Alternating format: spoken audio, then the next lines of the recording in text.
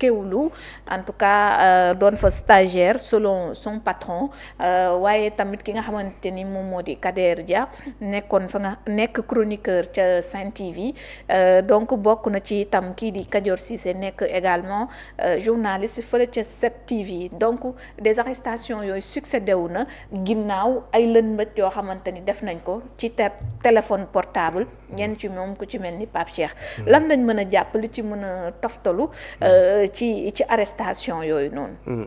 waaw déjà le premier sentiment bi ma ci am mooy wax dëgg yàlla kersa gu bari ba nga xamante ne dañ koy am en tant que acteur des médias benn bi de surprise en surprisant parce que chaque jour nga gis information bu nga xamante ne daf lay bett en fait daf lay jaaxal surtout quand on arrête des gens yi nga xamante ne mosoo leen woon xoole bët boobu wala mosoo koo yaakaar ci ñoom nga xëy benn jour ñu ne jàpp nañ diw ci loolu lañ ko jàppee jàppaat nañ diw ci loolu lañ ko jàppe ñoo xamante ne ñu suivre lañu woon nekkoon ci ay télévisions yu nga xamante ne qui sont très suivis voilà nekkoon ñu nga xam dañu nekk ci ay débats yu nga xamante des débats critiques voilà am yoo xamante ne dañ koy wax chaque fois en termes de valeur en termes d'information en termes de critique par rapport à l'action de Massamba et de Mademba donc c'est des choses yu nga xamante ne boo ko gisee benn da ngay am surprise ci ñooñu nga xamante ne ñu ngi leen di tuumaal loolu deuxièmement également da ngay am kersa bi ngay am mooy lan en tant que acteur de la presse parce que boo nekkee ci milieu de la presse nekk ñu nga xamante à chaque fois vous traitez de tous les sujets yu nga xamante ne la plupart lépp lu nga xamante ne ñaawteef la on est les premiers à les dénoncer ñun journalistes lépp luy ñaawteef on est les premiers à le dénoncer tey jii bu ñu gisee détournement ñun ñooy les premiers à dire par exemple que tel ministre xam nga li mu def dëppawul ak yoon telle personne détourné na telle personne violé na wala telle personne nanga maanaam on est les premiers à le dire donc lépp lu nga xamante ne mooy ñaawteef lépp lu nga xamante ne mooy ay fléau la de la société ñun ñooy ñi nga xamante ñun ñoo koy njëkk a waxal wala ñun ñooy ñi nga xamante ne ñoom ñoo koy fisal à partir de ce moment là am na benn comportement bu nga xamante ne les Sénégalais sont en droit de l'attendre de nous un comportement bu nga xamante ne jàpp nañ ni lépp lu nga xamante ne am nga ko comme liberté am nga ci droit mais dafa am foo xamante ne mënoo ko dépasser parce que ta liberté s'arrête là où commence la liberté des autres et chaque fois dañ lay wax ni même en droit dañ lay wax ni tu as le droit de faire tout ce que tu veux mais sous réserve de l'ordre public et des bonnes mœurs tey ji lii nga xamante ne lañ leen di tuumaal li nga xam ne leen di jàppe wax dëgg yàlla bokkul ci li nga xamante ne moom moo ànd ak les bonnes mœurs donc dafay nekk moo xam dafay transgresser véritablement la règle la deuxième chose également c'est réprimé par la loi donc c'est des infractions yu nga xamante ne kaso mën na lañ fekk ay daan yu métti mën na leen ca fekk et consort à part de ce moment là nag boo gisee ñu jàpp ci des hommes des médias voilà ñu nga xamante ne dañu siiw nekk ñu nga xamante encore une fois dañuy nekk ci télévision yi di débattre voilà wala ñuy dugg ci sujet yu nga xamante ne des sujets de société même ci sujet bii tax ñu teg leen loxo booy xool Daouda dogguma la wax nañ ci seen xalaat ay yoon foofu laa lay wax mooy kersa bi mooy kersa bi c'est-à-dire que tey problème boobu ngay am c'est-à-dire que man dama jàpp que ni yow bu fekkee ne ñu ngi wax ci benn sujet bu nga xamante ne yow am nga yaqin que ni sujet boobu yaa ngi ci biir c'est-à-dire que par respect aux Sénégalais par respect à toi-même il y a des choses yu nga xamante ne tu devrais pas pouvoir le dire parce que suba dañ lay vaar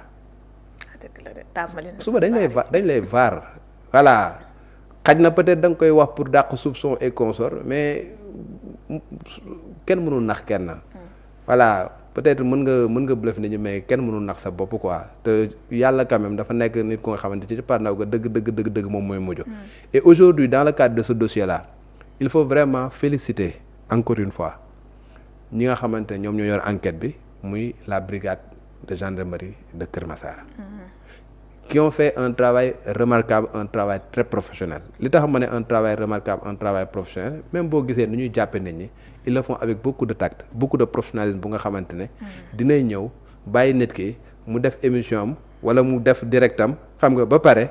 ñu daal di koy ñëw daal di koy isoler jël ko yóbbu ko ba après coup la nit ñi di comprendre mais doo gisoo benn image bu nga xamante ne c'est sur des brutalité am na si doo ko gisoo ko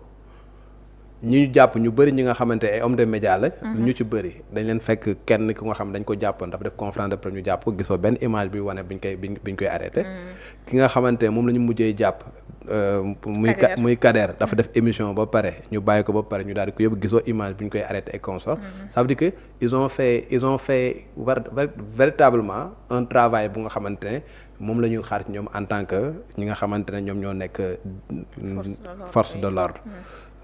def seen liggéey sans brutalité aucune avec beaucoup de professionnalisme loolu il faut véritablement ñu louer ko muy benn la deuxième chose également même par rapport aux enquêtes da ngay gis ni ñi ñu jàpp ñëpp ils ont la présomption d'innocence jusqu'à ce que ñu leen di condamner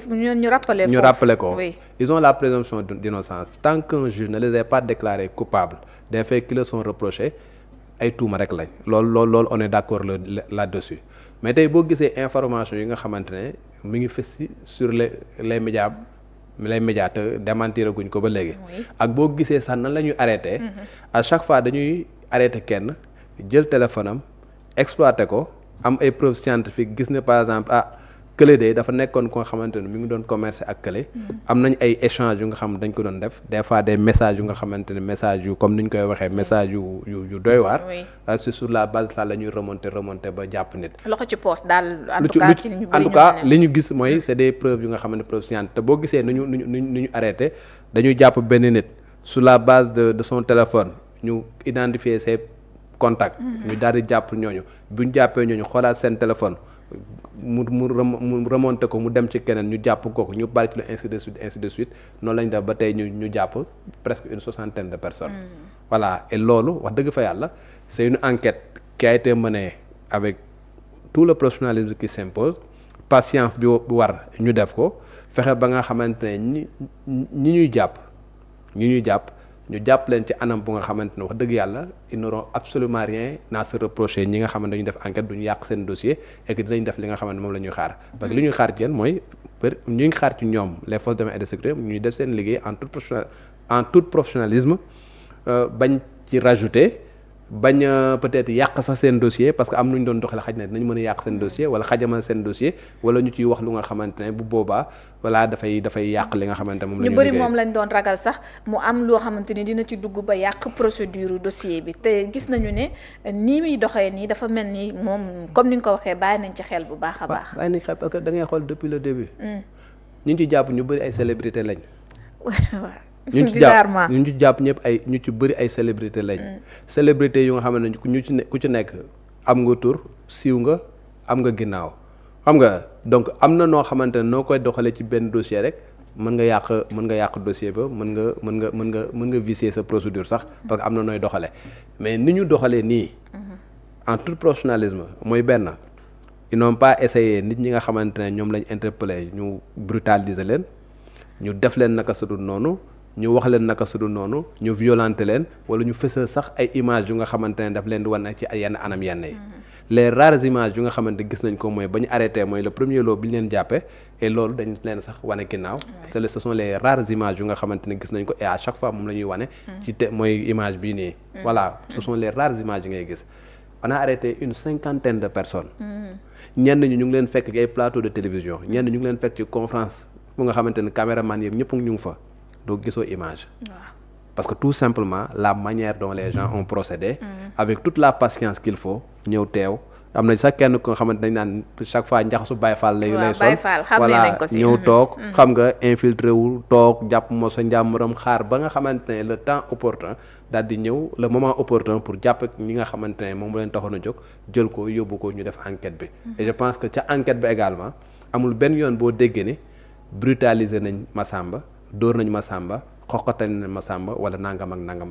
Massamba ils ont fait un travail en se basant sur des preuves scientifiques voilà et sur la base de ça ils ont remonté ba jàpp lu ñu jàpp donc pour dire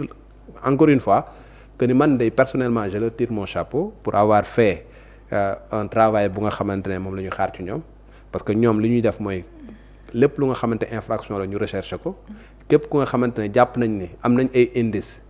voilà yuy wane ni da nga laala ci infraction boobu ñu installé dans la procédure informer ka ñu war a informer muy le procureur de la république wala juge d'instruction bi nga xam moo leen jox délégation judiciaire bu ñu la garder à vue enquête par tàppel le PV bu ñu paree jébbal la justice pare seen liggéey justice nag xool lan lay def. Et je pense que sur ce plan là il y a pas véritablement grand chose à reprocher à la brigade de gendarmerie de Keur Massar. Il faut plutôt sax leur tirer leur chapeau pour la manière dont ils sont en train de mener l'enquête. Délégation judiciaire bi ñu def dafa mel ni dafa gën a yaatal mbir yi mais gën ko gaawal en un moment sénégalais dañoo jàppoon ni dañoo sax tegee boor dossier bi. xam nga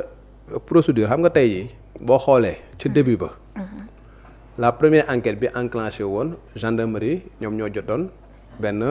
information. parce que ñoom ñoo enclenché. jot benn information jàpp benn nit. bi ñu jàppee nit boobu daal di koy interroger jël téléphone am xam nga. kooku noonu ci à part de son téléphone ñu remonté dem ci ñeneen. noonu lañ jàpp moom mooy premier lot bi ñu jàppoon je pense c'était 12 personnes. defoon ay tests am ñenn ñu nga xamante ne amoon nañ jàngoro sida bi. ñeneen ñi bi ñu leen testé ñu négatif. ñu daal di leen di déféré. léegi foofu noonu bu ñu leen jàppee le code de procédure daf ne 48 heures lay am. pour la garde à vue ne peut pas dépasser 48 heures su fekkee da nga téye nit 48 heures garde à vue bi jeex. te fekk yow enquête bi ngay enquête jeexul da ngay am obligation nga demander procureur mu defal la prolongation de garde à vue mais bu paree loolu au plus tard 96 heures au plus 96 heures 48 heures renouvelable une fois tu as l'obligation nga déférer au parquet donc ñoo ñëpp nga jël leen yóbbu leen au niveau du procureur xool lu muy décider et c'est comme ça s'était passé léegi bi ñu yóbbu procureur le procureur avait choisi la voie de l'instruction jël dossier bi daal di koy confier en juge d'instruction à partir du moment où le procureur jël dossier bi jox juge ba procureur bi léegi transféré na pratiquement moom xam nga la nga xamante ne moom mooy ay compétence am au juge d'instruction maanaam tey ji enquête ba nga xamante ne gendarmerie moom moo koy gérer dans le cadre de cette affaire là nekkatul procureur bi c'est le juge d'instruction parce que le juge d'instruction après moom mooy jël li ñuy woowee délégation judiciaire ne leen ay yéen kat yeneen mën a enquête préliminaire bi am na ñu ngeen jàpp am ngeen ay téléphones yu ngeen téye yéen a ngi doon commencé di exploiter téléphone yooyu mais délai bi permettre leen ko léegi dama leen di jox délégation judiciaire pour que ngeen continuer enquête bi maintenant suñu leen joxee délégation judiciaire amatuñu ay contraintes de temps. D'accord. amatuñu ay 48 heures 72 heures ils prennent tout le temps qu'il faut pour mener les enquêtes qu'il faut amatuñ benn contrainte de temps maintenant contrainte bi ñu am mooy tey ji bu ñu jàppaatee nit xam nga bu ñu defee seen enquête ba jàppaat nit bu ñu ko garder à vue garde à vue bi du dépasser 48 heures pour que ñu jébbal ko ki nga xamante moom mooy juge d'instruction bi nga xamante ne moom moo yor dossier bi à part de ce moment ñu teg leen yoon loolu moo tax ngay gis ni depuis boobu chaque fois ngay dégg ñu naan la 30e cas bi jàpp nañ ko 32 cas jàpp nañ ko 34 42 52 ba nangam ak nangam loolu moo koy waral et lu ci bëri comme ni ma la ko wax c'est les téléphones qui parlent. ni ñuy arrêté ndax dafa lié pour mën a jot ci preuve technique yi ndax. non en fait li mooy. façon bi ñuy arrêté parce que dinañ la fekk sa liggéeyukaay wala nga nekk ci dara ñu interpeller la ndànk yóbbu la maanaam du loo xamante ni. danaa la convoqué nañ la wala cas yu njëkk yi. cas yu njëkk yi ñi njëkk a jàpp am na ñu nga xamante ne dañ leen convoqué bañ leen convoqué sax dañ leen a nax.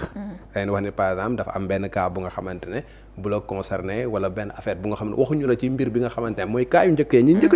a jàpp. am ñoo xamante ne convoqué nañ leen kenn jëliwu leen. dañ leen a convoqué ñu ñëw mais bañ leen di convoqué bon li tax ñu jàpp leen waxuñu leen woon loolu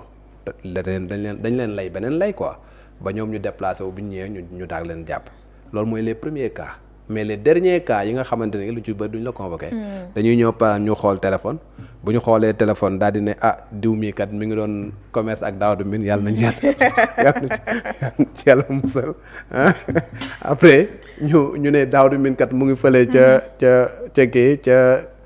Seneweb ñu ngi koy gis Seneweb mu ngi nekk foofu di kii ñu ñëw toog xaar la fee xam nga pare émission après ñu récupère la ndànk daal di lay yóbbee console cas yu mujj yëpp noonu la demee. mooy stratégie bi nga voilà moom lañu adopté. comme ni ma la ko waxee jàpp nañ ni xam nga de la manière la plus professionnelle possible te coow di jibul dara jibul te ñañ jàpp également la plupart bu ñu demee les gens les mettent devant des preuves scientifiques. voilà des images wala des messages. voilà ñoom ñu teg seen bët et consort et ñooñu bu ñu récupérer seen téléphone également lu ci bëri ci la ñuy remonter pour dem ci ñeen tey boo xoolee que mu nekk téléphone banquier ki ñu doon wax banquier bi ci moom la ñu remonter pour jàpp ñenn ñi xam nga bi ñu paree le Majib Seck bañ ko jàppee également ci moom la ñu remonté pour demaat ci ñeneen voilà ñañ jàppoon ci ñooñu seen téléphone lañ remonté pour jàpp ci ñeneen ainsi de suite ci mujj ñu ne ci Pape Cheikh gis nañ ay discussion ci li ñu sukkandiku comme l'arrestation de Kader. waaw léegi foofu Daouda wax nañu ne liir nañu ci diggante Kader Kajoor ay relation yoo xamante ni sekk na ko ak Pape Cheikh Diallo au-delà de ces relations yooyu ñu wax également mu mel ni wàllum proxénétisme tamit wax nañ ko ci surtout bu ñu tuddee Kader que ni am na ci ñoo xamante ni doon na leen faciliter pour ñu jotante seen biir lëkkaloo léegi ci fee yooyu noonu ñu wax lan moom moo ci mën a fekk ki nga xamante ni arrêté nañ ko waaw xam nga ki ñu arrêté ku bees waaw kenn inculpé gu ko ñi nga xamante ni dem nañ kaso inculpé nañ leen donc teg nañ tuuma ci seen kaw ñu ci bëri ñi nga xam ne leen njëkk inculpé ils ont été inculpés pour association de malfaiteurs pour acte contre nature pour nu tuuti transmission volontaire de VIH/SIDA ak ñenn ñi pour blanchiment de capitaux loolu lañ leen inculpé woon daal leen place sous mandat de dépôt léegi bu ñu jàppee keneen daal di gis ni moom kat ci enquête bi ñu enquête am nañ ay indices yu nga xam bi wane ni acte contre nature mu ngi ci mais proxénétisme mu ngi ci vol mu ngi ci wala beneen délit mu ngi ci kooku juge d'instruction bu koy inculpé bu demee ba nga am éléments yi bu laajee procureur da koy jox réquisitoire boobu nag moom moo koy permettre mu daal di topp parce que le procureur le juge d'instruction ne peut poursuivre que sur la base d'un réquisitoire bi nga xamante ne procureur moom moo koy jox donc et le procureur c'est sur la base des indices yu nga xamante ne enquêteur bi moom la def muy ki nga xam moom moo def enquête préliminaire bi kooku noonu lu ci bëri PV bu ñu la koy jox dañ lay indiquer sax yenn infraction yu nga xamante ne waa jàpp nañ ni ñoom moom la ñu gis lañ lay indiquer nag yow liyewu la yow le procureur mais da nga ciy sukkandiku rek loolu moo tax ñu ne le procès verbal d'enquête préliminaire ne vaut qu'à simple titre de renseignement donc yow ki nga xam dafa def enquête bu defee enquête pare ñëw ne lii laa recueillir comme information lii laa recueillir comme indice xam nga man lii ma recueillir par kii bu ma ko analyser mën na nekk infraction sangam noonu la koy bindal ci sa PV daal la koy jox yow procureur yow nag bu la ko joxee yow procureur mën nga yem ci loolu enquêteur bi wax la wala yow sa bopp comme yow sa xam-xam moo gën a màcc ci loolu parce que yow tu travailles que sur ça véritablement enquêteur nga xam nga texte ay consort mën nga li la enquêteur bi proposé nga loolu nga gis ci yeneen yu nga xamante ne jàpp nga ne ay infraction la nga toftal ko xam nga daal di demander au juge d'instruction mu inculper sur la base de yow li nga ko wax li nga xamante ne moom nga ko sant d'accord juge d'instruction bu demee ba yow sax nga sant ko benn mbir mu dem ba ci moom ci biir gis ne par exemple enquête bi am na sax moom lu mu gis ci enquête loo xamante yow procureur gisoo ko woon ci bi nga koy saisir boobaa day ñëw ne la lii nga ma waxoon ma topp de mais man gis naa leneen et loolu nag damaa bëgg nga permettre ma pour que ma topp ci lu bees loolu boobaa le procureur da koy defal beneen réquisitoire bu ñu tuddee réquisitoire supplétif pour que mu mën a topp ci lu bees loolu donc juste pour dire que c'est l'enquête li nga xamante ne moom lu ñuy gis dans le cadre de l'enquête moom mooy mën a déterminer véritablement infraction yi ñuy gàll ci Massamba wala Mademba. d'accord donc loolu lañ ci mën a xaar bu ñu jógee foofu Daouda wax nag ci ñaari at ginnaaw am na lu bari loo xamante ni waxoon nañ ko ci wàllum yoon tàmbalee ci réforme yi nga xamante ni digga nañ ko ba ndaje ëngëm looyi bari na également yu ñu fi nemmeeku en tout cas lu ci mel ni arrestation reddition des comptes yi la tey boo doon tënk li nga xamante ni en tout cas